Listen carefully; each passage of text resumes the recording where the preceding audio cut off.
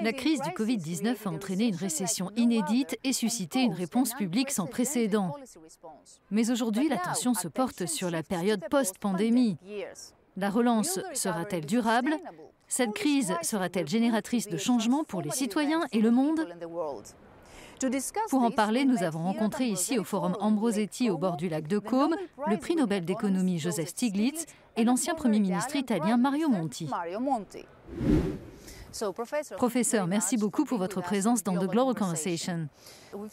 Nous avons vu que la rapidité de la relance aux États-Unis a battu des records. Mais les décideurs politiques américains et européens ont-ils été suffisamment vigoureux pour éviter une nouvelle grande dépression ou le risque est-il encore là?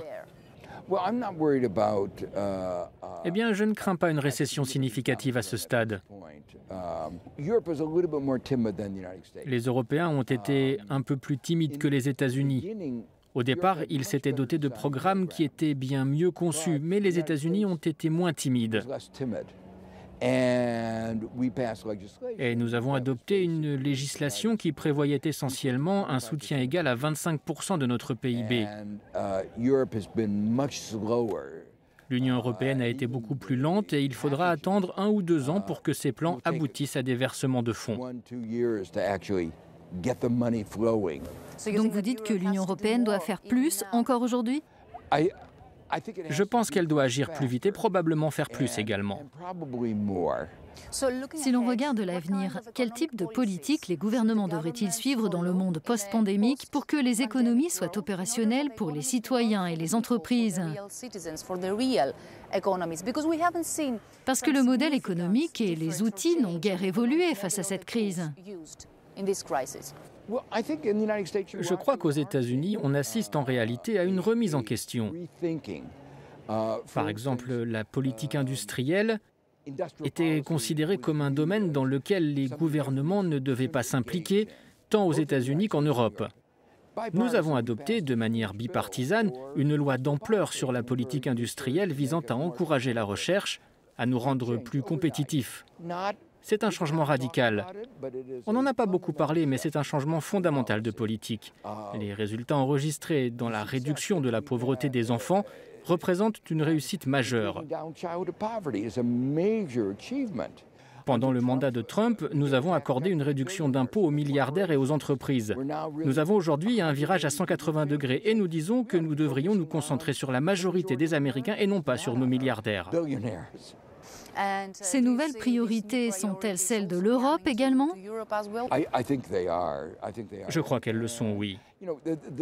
La pandémie a à la fois révélé et aggravé les inégalités dans nos sociétés.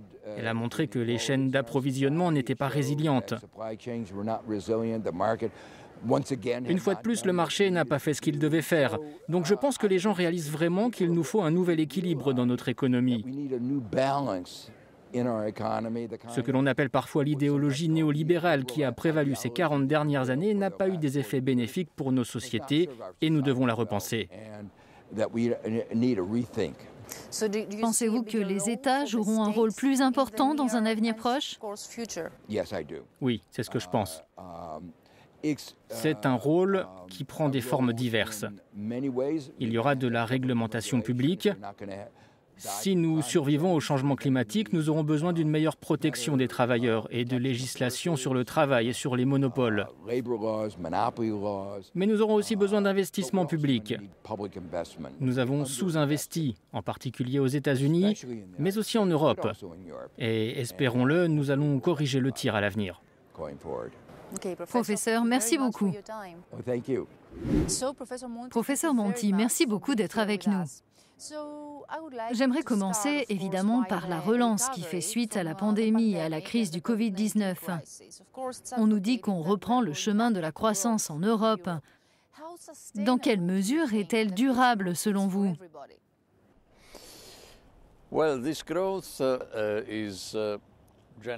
Eh bien, cette croissance est générée en partie par l'immense soutien monétaire, financier et budgétaire délivré en Europe par l'Union européenne et par les différents pays. Cette trajectoire sera-t-elle durable? Pas vraiment. Ce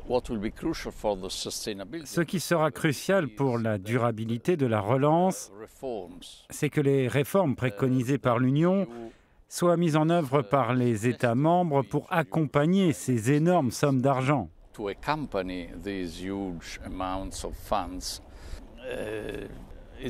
C'est un grand défi car habituellement, les réformes structurelles, et la Grèce et l'Italie le savent bien, sont menées quand un pays est au bord du précipice, ce qui n'est pas le cas aujourd'hui. À l'heure actuelle, les pays sont subventionnés pour mener les réformes. Si ces réformes sont mises en œuvre efficacement, alors la croissance sera durable. Envisageons le monde post-pandémique. Quel type de politique économique les gouvernements devraient-ils suivre pour que la situation s'améliore vraiment pour l'économie réelle? Je ne pense pas que l'Union européenne doive totalement changer son modèle économique. Elle comporte certains principes que nous pouvons appeler l'économie sociale de marché, qui me semble judicieux. Et c'est ce que l'on constate aussi quand on fait la comparaison avec les États-Unis ou la Chine. Le problème est de savoir comment articuler nos économies sociales de marché pour qu'il y ait des marchés qui à la fois tiennent davantage compte de l'aspect social et qui fonctionnent mieux sans qu'ils soient en conflit les uns avec les autres.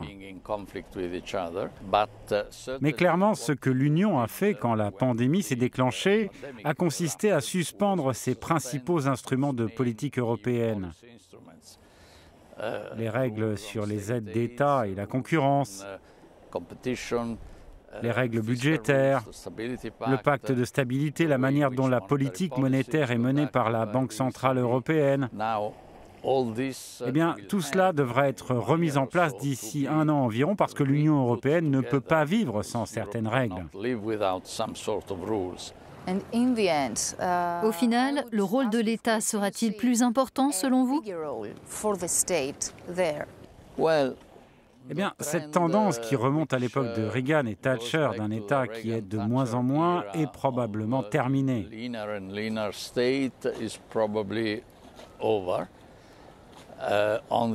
D'un autre côté, nos États ne pourront pas renouer indéfiniment avec les énormes déficits.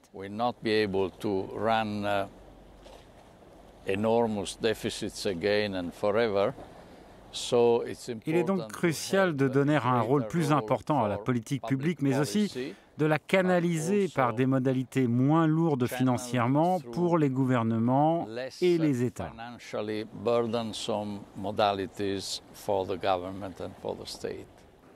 Merci beaucoup pour cette interview très intéressante. Thank you very much. My pleasure.